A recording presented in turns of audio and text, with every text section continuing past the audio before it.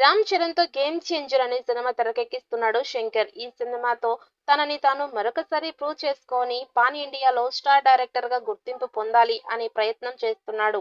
ఇక ఇందులో భాగంగానే రామ్ చరణ్‌తో చేస్తున్న ఈ సినిమాను చాలా అడ్వాన్స్డ్ టెక్నాలజీతో దీంట్లో కొన్ని గ్రాఫికల్ సీన్స్ కూడా తెరకెక్కించబోతున్నాడట. ఇక ఈ సినిమాని పొలిటికల్ థ్రిల్లర్‌గా కూడా మలుస్తున్నాడు. ఇక ఈ సినిమాలో రామ్ చరణ్ ఎమ్మెల్యేగా కనిపించబోతున్నట్లుగా తెలుస్తోంది. అయితే ఇందులో రామ్ చరణ్ డ్యూయల్ రోల్‌లో నటిస్తున్నాడు.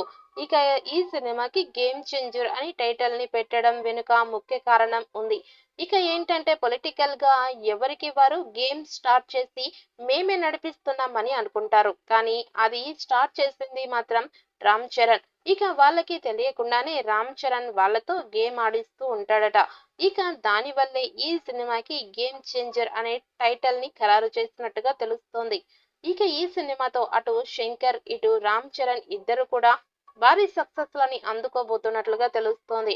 ఇక ఈ సినిమాలో ఇంటర్వెల్ ఎపిసోడ్ మాత్రం సినిమాకి చాలా హైలైట్‌గా నిలవబోతున్నట్లుగా తెలుస్తోంది. 3000 మందితో ఒక ఫైట్ సీన్‌ని తీశారట. అది కూడా దాదాపు ఒక 15 నిమిషాల పాటు ఉంటుందట. అందువల్ల ఈ సినిమా మొత్తానికి ఈ ఫైట్ సీక్వెన్స్ హైలైట్‌గా నిలవబోతోందని శంకర్ తమిళ మీడియాకి ఇచ్చిన ఒక ఇంటర్వ్యూలో తెలియజేశారు.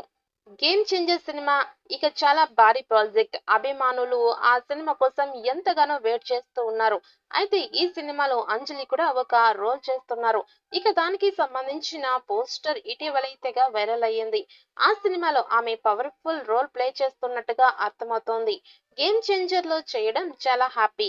ఎందుకంటే మనం పెద్ద మూవీస్ చేస్తున్నప్పుడు క్యారెక్టర్ ఇంటెన్స్ డైల్యూట్ అవుతుంది. ఇక పెద్ద మూవీ అంటే పెద్ద పెద్ద యాక్టర్స్ ఉంటారు. అన్ని క్యారెక్టర్లకి న్యాయం చేయాలి. అందరికీ స్క్రీన్ ప్లే ఇవ్వాలి. ఇక పెద్ద సినిమాలో నేను అంత ఇంటెన్స్ క్యారెక్టర్ చేయడం అనేది చాలా హ్యాపీగా అని అంజలి చెప్పింది.